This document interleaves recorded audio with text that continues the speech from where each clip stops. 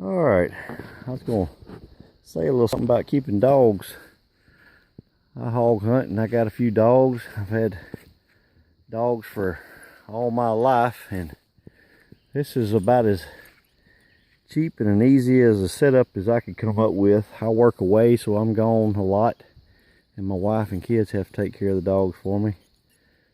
So what I've done is try to make it as easy as possible. Concrete takes a lot of work to keep washed out.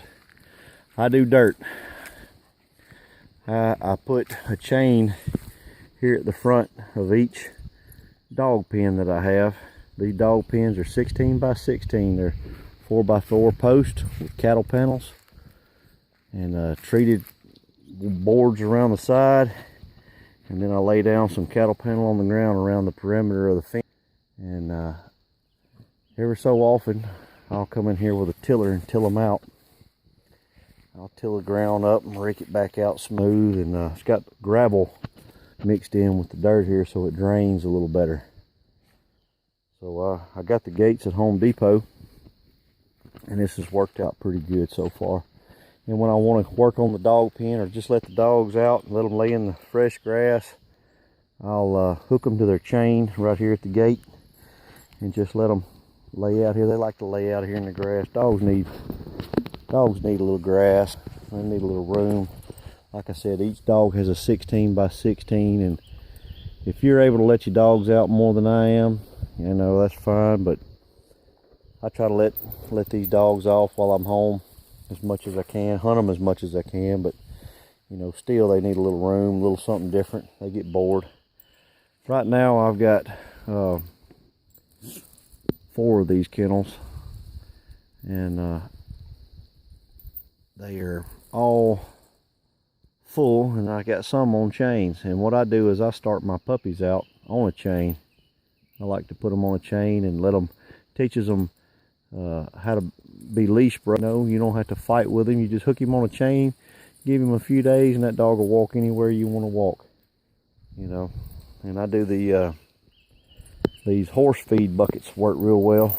Drill you a couple holes in them, hang them on the fence, and they work real well feeding the dogs. I just dump it straight over through the fence into that bucket. And I've had to put a little wire to keep them from fighting through the pen, because they will fight. They'll get into each other. So I even had to come back with smaller wire. They make a hog wire same size as these cattle panels that would be better. And I bought these dog houses at Atwood. They're cheap. I'm gonna eventually change all out to these. About as cheap as a dog house as I could get. And as far as my chains, I build my own chains. I just take a piece of bar, go to Home Depot. They got a section where you can buy this bar here. I forget what it's even for. And then I'll weld 2 big washers on it. And then I'll weld a piece of square tubing with a latch. And I try to go for a heavy chain. And once again, on the cheap, these dog houses, this is barrels that was given to me. Just screw you some 4x4s to the bottom. That's the cheapest dog house you're gonna get, and the dogs seem to do all right with it. They seem to like it. Goes all right. And dog food bowls for the dogs on the chains. I really like these mineral block bowls. These are for mineral blocks for horses or cattle, but they work real good because they're heavy duty plastic and they got the holes already in them, so rain doesn't collect in them. And for a bulldog, man, I can't say enough for a bulldog.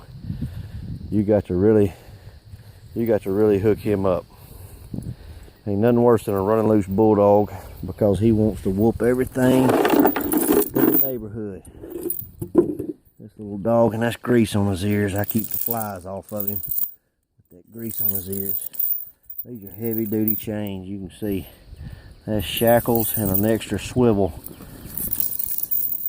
And that's got grease in it, and I built these too. That's just a piece of all thread. And he's just a pup, but he is tied into it with other dogs that were close to him, so he's out here on the outskirts where he can't hurt anybody. But bulldogs, I don't think anybody should own a bulldog unless you hunt or live out in the country. I love bulldogs, my favorite dog, but they are all heart, and they don't give much thought about their own lives or what's going to happen to them. But anyway, this is how I keep my dogs. It ain't the best, it ain't the prettiest, but if you ain't got a lot of time to work on it and to keep it up, this is a pretty easy deal. I come out here in an hour, I've got these pens cleaned out before I go back to work. They're all clean and ready to go. And they got a lot of room for the dogs, and I really like them. They work well for me. I'm going to build one more. But anyway, and I've got these old dogs. I've had these old dogs for a while. These are old lines of hog dogs. All these dogs have been hog dogs and from hog dogs. They're mostly English coon hound mixed with some cur dog. They all like these hogs. They really like the hogs. And that's old Sue. She's 12 years old and still going strong. She's deaf. And she come from a guy out of Texas. I don't know the whole story on her, but they call her a doe-belly hound. And all these dogs here are what I use. And we don't buy dogs anymore. We breed our own. These two puppies are off Sue. Sue and another dog I had that's no longer with me. Anyway, that's my little setup. And I hope you enjoy it. I hope it doesn't offend anybody showing my dogs on chains or in pens, but that's just the way it is. They're worth a lot to me, and I don't want them running around loose and getting, because they will.